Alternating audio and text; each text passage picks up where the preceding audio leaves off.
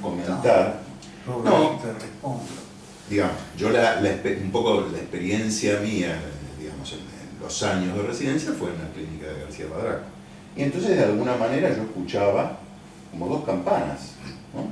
Digamos, dos campanas que bueno, creo que, digamos, si pude sobrevivir, fue bastante bueno, ¿no?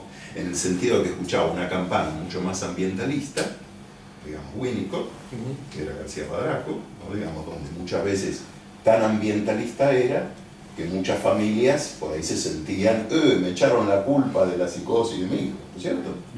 Es decir, todo lo que usted hace, bueno, eso es justamente, ¿no? La madre esquizofrenógena, etcétera, etcétera, usted lo enfermó, ¿no? Y como otra campana, que por ahí era lo que traían al rato, que decía, no, bueno, pero también existen las entidades, ¿no? El hijo, digamos, vino así. Y con esta variante que nos contaba hoy, este hijo que vino así produjo una disrupción en el sistema familiar. Ahora, a mí me parece que vos en tu trabajo clínico, aunque trajiste esto, después si a una madre le tenés que hacer una intervención donde de alguna manera ponga una distancia como para decir, bueno, usted no va a reintegrar su producto, que es la forma que tiene la CAM para decir, ¿no? Cortá con tu hijo, vos se lo decís. O de alguna... Por eso digo, hay que evaluar, hay que tratar de medir para operar. Está bien. Y en todos los órdenes de la psiquiatría. Yo les cuento algo que es, a mí me quedó como una anécdota importante en la época en que yo estaba en la residencia. Yo ya no sé si era jefe o instructor. Y había un paciente que tenía un mutismo histérico. Bueno, gran discusión, unos despelotes de la gran siete. Estaban todos reunidos, me acuerdo, en el salón del fondo, en el atelier. Yo agarré a dos residentes, a Político y a Santa Coloma, y le dije, vengan, vayan a cirugía y pidan un hombredán y un frasco de éter. ¿Saben lo que es el hombredán? El hombredán era un antiguo instrumento redondo donde se echaba éter y se iba abriendo, se iba moviendo una llave para de la mezcla del éter con el oxígeno ir induciendo la anestesia. Y bueno, fueron y consiguieron el éter y el hombredán y yo empecé a hacer una inducción y a sacarlo. Luego de él empezó a hablar. En medio del latido yo voy, abro la puerta y lo meto al paciente hablando. Bueno, ¿cuál es nuestra tarea? También esto es importante, ¿no? Porque el pobre bicho este, pobre hombre, estaba hacía un mes ahí y no hablaba, y no hablaba, y no hablaba, y en 10 minutos habló. Y ahí se empezó a ver todo qué pasaba con la madre, con el padre. Ahora, ¿qué se hace con eso? Y bueno, yo creo que lo que se hace es operar. Después vendrá la elaboración de lo que es, ¿no? Acá recuerdo una exposición de Rafael sobre la proteína, ¿cómo era? DIS1. La proteína que se encuentra no solo en los esquizofrénicos, sino en la familia de los esquizofrénicos y que tiene que ver con la sinaplogénesis, si no me equivoco, y que hay fracturas en la sinaplogénesis producidas por esta proteína. Yo creo que tenemos que actuar y tener criterio. Creo que lo importante es tratar de tomar todo. Yo venía por una cuestión, bueno, política, ideológica, desde una psiquiatría reflexológica. Eran épocas de mucho debate, ¿no? De político. Y después me metí en un servicio psicoanalítico. Entonces, por otra discusión donde yo sostenía que una paciente que tenía agorafobia tenía que ir con su benzodiazepina en la cartera y que puesta en circunstancias donde podría aparecer la crisis, me dio antes tomar el comprimido. Entonces, bueno, también gran debate, porque yo lo que hacía era no no resolver el problema. Muchos años después, en el consultorio, viene una mujer que a partir de un ataque de pánico desarrolló una agorafobia y que hacía 5 años que no podía salir sola a la calle. Yo le di fluoxetina y no recuerdo qué benzodiazepina y otra de acción rápida puesta en las circunstancias. A los 15 días viajaba sola en ómnibus por la ciudad. ¿Y qué hacemos con eso? No es, por eso digo que creo que es importante tener en claro teorías que puedan explicar por qué de cada una sacamos. Uno puede hacer una terapia muy conductual, pero lo que ocurrió ahí es interpretable dinámicamente y tenemos que interpretarlo. O sea, tener todas las herramientas. A mí me pareció muy clara, muy didáctica la exposición, y son cosas para tener en cuenta. De cada autor uno saca algo. De cada autor uno saca algo. Sí, claro. Y ese algo hay que emplearlo en ese momento, en el aquí y ahora, con el paciente. Creo que hay que estar abierto en ese sentido. Bueno, la clínica era un poco así el asunto, los debates estaban en torno a esto también. Los debates estaban en torno a eso.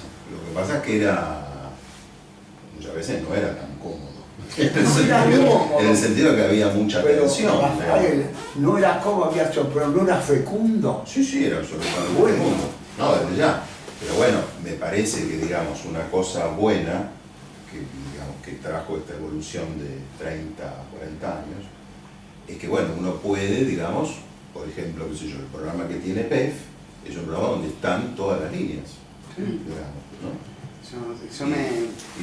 Me parece que la idea que porque antes me parece que lo que había era mucha, justamente, bueno, me pongo una camiseta.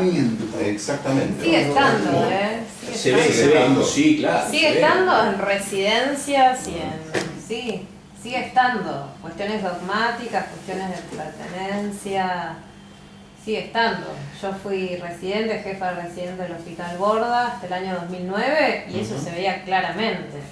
Ahora, es ridículo que una persona tenga puesto la camiseta, pero que un residente tenga puesto la camiseta cuando recién uno empieza, o pensando que sabe todo. Estamos hablando de 20 y pico de años. Recién empezás, viste, 1 año, 2 años y tenés puesto una camiseta, sos un ridículo. Si vos me decís que, bueno, tuviste en 3 hospitales, Sí. viste, qué sé yo, Bueno, yo 20 años de consultorio. Siempre entendí eso como que es la desesperación por tener una identidad. Digamos, si uno rápido se arma lo que pasa rápidamente y es dice, que el tema bueno, es yo cuando soy es un esto. dogma y el dogma justamente se caracteriza por eso, por no escuchar, por no... O sea, me parece que es esa la cuestión, ¿no? Más en un momento de aprendizaje, donde uno tiene que tomar varias herramientas para en un futuro ponerlas en práctica, como decía él. Yo quiero citarte a vos, porque ayer, sin ir más lejos, yo supervisé a una paciente con Rafael, un cuadro de depresión, digamos, no una psicótica, pero yo me empiezo con muchas preguntas, que si lo que le pasa tiene que ver con algo que tiene que ver con la depresión y tengo que subir la medicación o tengo que hacerla hablar sobre... Y bueno, vos estás tratando de ver a la paciente desde un punto de vista integral, desde el punto de vista psicoanalítico, también la medicación. Nunca vas a estar muy seguro de nada. Y creo que tiene que ver con eso, cuando uno se pone en una identidad, se pone una camiseta, y bueno, yo hago psiquiatría biológica y medico, siempre no tiene preguntas, entonces es más fácil. No, y ahí te vas a frustrar, aparte. Porque no vas a lograr un 100% de respuesta. Y que nadie lo logra tampoco. Creo que uno Por tiene... eso. No hay manera. Es verdad que le puede gustar a uno más una que otra, eso, Sí. ¿no? Se siente más cómodo con el psicoanálisis, con lo cognitivo, con lo biológico, pero dejar de lado alguna me parece es criminal, porque se le está quitando la posibilidad al paciente de ser pensado de otra manera. Sí, también hay que ver a qué responde eso, ¿no? Que haya líneas generales que marcan una tendencia por ahí que conviene a determinadas instancias que no tienen tanto que ver con la preocupación por el paciente, digo, con una presión de las industrias que es muy fuerte, conviene cierto tipo de pensamiento desde la psiquiatría y no otro. digamos, ¿no? Sí, las industrias Eso son no hay que unas. dejarlo afuera también. Las industrias es la parte por ahí, si uno quiere pensar Sí. psiquiátrica, psicofarmacológica, pero te aseguro que yo he visto, todos hemos visto, posiciones que son posturas teórico-políticas en relación a un marco teórico, son posturas, son cuestiones. Se me ha acusado en varios ámbitos de reaccionario cuando peleo la psiquiatría, porque es más progresista ser psicoanalista en algunos lugares, ¿no? No psicoanalista como estamos hablando acá, psicoanalista de una línea dura, como si uno militara en. No sé. ¿Cuál es el término que usaba Pichón? ECRO. El ECRO. Ahora no sé si ustedes lo conocen. ECRO es pero una en mi sigla que quiere época- decir Esquema Conceptual Referencial Operativo. Esquema conceptual referencial operativo. Uno tiene que tener un esquema al cual referirse que genera dentro de un concepto para operar. Y eso tranquiliza, la pucha, si tranquiliza. Sí, un montón. Pero el paciente dónde queda, ¿no? Sí, yo pienso, como empecé diciendo el psicoanálisis, es una teoría que yo uso para una praxis. Después me la saco de encima. Yo no voy a explicar el mundo con el psicoanálisis, ni la economía. A mí me sirve, es una herramienta. Es un instrumento. Sí, el es mismo una herramienta, Freud, por supuesto. Y sirve para. Lo importante es que sirva para la clínica. Que en definitiva es para lo que está hecho. Viene de la clínica y sale y va para la clínica. Una de las diferencias, me parece, centrales que hay entre un poco lo que planteaba Freud a grandes rasgos, ¿no? Digamos, vos hablaste mucho de la libido, los impulsos, la descarga, y lo que trae la escuela kleiniana, inglesa, que es otra forma de llamarla, o teoría de las relaciones objetales, ¿no? Teoría de las relaciones objetales es que sería que de entrada hay vínculos objetales. No es que hay un impulso que simplemente quiere descargarse, sino que hay una búsqueda de objeto.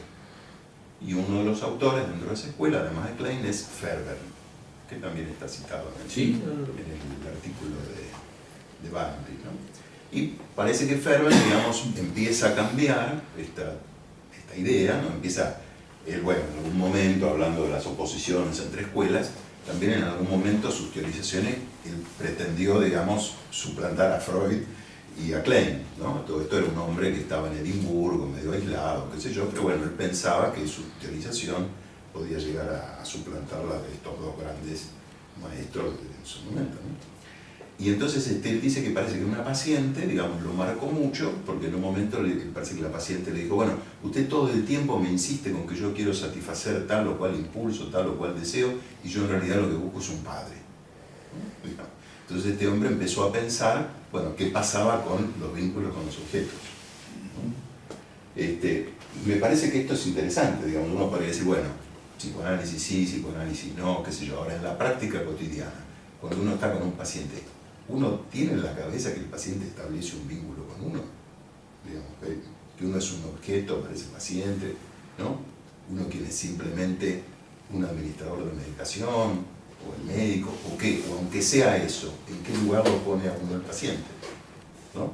Y también, ¿en qué lugar pone a uno el paciente? ¿No? No, quiero decir, uno a lo mejor utiliza otras cosas, o dice, bueno, integro elementos de otras escuelas, pero si eso está, a mi modo de ver, ya hay como una cierta esencia psicoanalítica en ese tratamiento, ¿no? ¿Me parece? Sí. Por ejemplo, leyendo el libro de Goldar, yo me pregunto, bueno, ¿cómo conceptualiza él ese vínculo? Es una psiquiatría descriptiva, ¿no? Donde él dice, bueno, en el video era maravilloso, cuando él cuenta, bueno, viene el alemán y le dice en alemán cómo era paracinetesis, ¿no? Bueno, eso lo preformado yo, pero cuando dice, mirá, hay una paracinética acá también, en otro lugar que no sea Alemania, ¿no? Bueno, o sea, es alguien que describe muy bien. Ahora después, digamos, ¿qué tipo de vínculo o cómo él conceptualiza o quién, ¿no? Eso es un poco. Es muy descriptivo. Claro, no, Está bien, pero me descriptiva. parece, una cosa por lo menos de este curso que a mí me gustaría hacer es por ahí ver todos los videos de nuevo y ver si podemos ir articulando cosas de las distintas clases. Ah, está bueno. No, esa relación terapeuta-paciente, de hecho, lo que se le critica un poco a la psiquiatría es eso, es tomar al paciente como objeto. Y cuando vos hablaste de la relación terapéutica, al revés, dijiste, nosotros somos un objeto para el paciente. Lo diste vuelta, que es lo que dice Lacan. No sé si es el único, pero pone el objeto A y la flechita del sujeto. O sea, el sujeto es el otro, yo soy un objeto que causa al sujeto. En cambio, para un psiquiatra descriptivo, el paciente es como un ficus, digamos, que es bueno, el tallo, las hojas. Digamos, no puede ser igual que un ficus. Lo que quiero decir es que es un objeto a describir y a tratar. Si el ficus tiene bicho, también hago lo mismo. Pero al revés lo dijiste vos, ¿no? Que los objetos somos nosotros. Ahora, el problema es que el paciente psicótico hace transferencias muy masivas. Lo que decía Klein, Claro, casi indiscriminadas. Brutales. Y yo recuerdo que en la residencia tenía un compañero, Giudice, que el padre era psiquiatra, el tío también psiquiatra en Mendoza. Y trabajábamos juntos.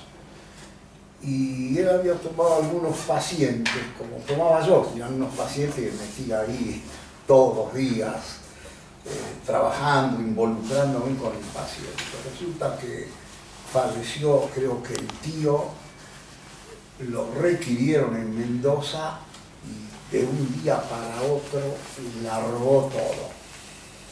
Bueno, la descompensación de los pacientes, creo que eran 8 pacientes, si recuerdo bien el número, fue tremenda. Uno de ellos se tiró de un segundo piso. Ahí el tipo funcionaba como un nudo, lo que decía antes, Claro, ¿no? tal cual. Enlazaba Claro. en los pacientes algo. Y esto es así. Bueno, el trabajo con el psicótico implica ese compromiso y la exigencia del psicótico, que se le ocurre algo y habla a cualquier hora y por ahí a las 3 de la mañana para decir no sé qué, cosa que hay que tratar de descubrir qué, o si fue una demanda en base a qué. Y bueno, es un trabajo hermoso, lindo, pero pesado. Lindo. Bueno, ¿Se finí?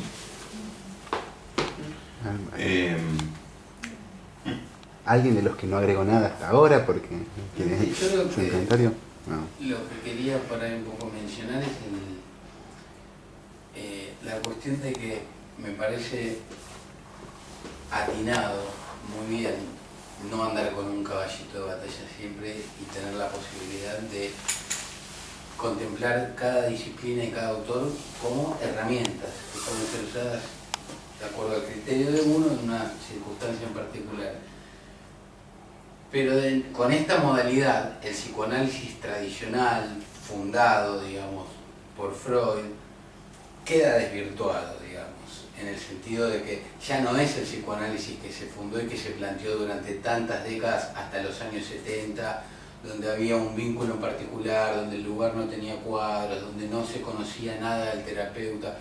Hoy es probable que el paciente se encuentre a su psicoterapeuta, en la sociedad que vivimos hoy, en la cancha de tenis del country, o en Facebook, o en cualquier lado, y eso ya no es el psicoanálisis tradicional que estudiamos cuando estudiamos las obras Sí, de Freud. ojo, que sin embargo el psicoanálisis de Freud tampoco propone que uno no se lo puede encontrar al terapeuta. No. Esas son malas lecturas para mí, cierta rigidez en ese Son tipo de marcas de cosas. época que me parece que a ver, atraviesan a la psiquiatría, a la economía, A todo.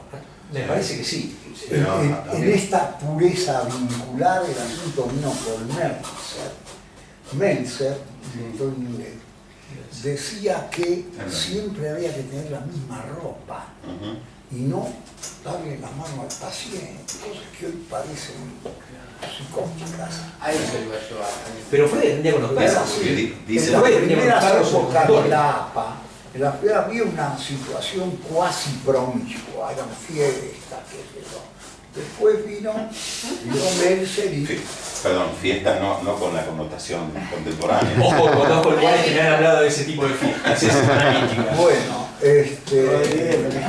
no quiero entrar en un programa televisivo de Chimeno. Cuente, Doc. Pero, Apagamos la cámara y cuenta, ¿eh? Sí, Claro, mira, si va a pasar después de las 10 de la noche. Y ahora, yo creo que desde que la ciencia ciencia con mayúsculas, se metió en la psiquiatría con los conocimientos que tenemos, incluso el impacto tremendo de la medicación, la cosa cambió. Ya no podemos estar apresados por conceptualizaciones teóricas, sino algo que yo denomino como un agnosticismo productivo. Saber que no sabemos, ¿para qué ese sea el estímulo para saber? Si creemos que sabemos, cerramos. Decimos, no sabemos, nos inquietamos por saber y lo que aparece lo vamos tomando y lo vamos tomando. Entonces se destruyen cosas. Por ejemplo, cosas que yo comentaba hace un rato a Rafael, cuando salieron las benzodiazepinas porque en Inglaterra dijeron que más de tantas semanas no, era un dogma, eran tantas semanas y no más, y no más. Cuando aparece la idea de que los pacientes que habían hecho un cuadro depresivo después de un infarto, se los medicaba con antidepresivos, había menos reincidencia de infartos. Y esto era porque evidentemente el hecho de estar menos deprimido generaba un estado de verdad, todo lo que uno puede decir. Bueno, lo que se vio es que los antidepresivos son antiplaquetarios. Claro, por la serotonina. Uno de las cosas que vi en la página de PEF era el caso de una persona que había tenido una ACV y que le habían enchufado IRS e hizo hemorragias importantísimas, no sé si se murió o no.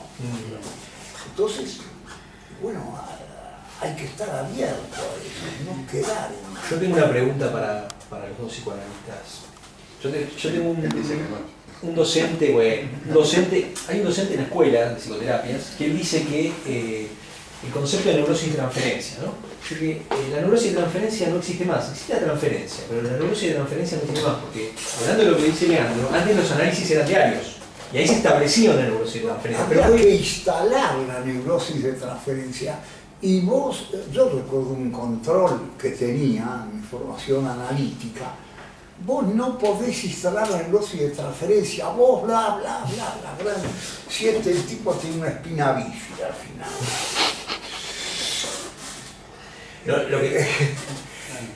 Lo que el tipo este dice es que por el tema de que hoy en día rara vez haya un análisis de más de una vez por semana, dos veces, tres, con el que tiene suerte. Yo no tengo ningún paciente que venga más de una vez por semana.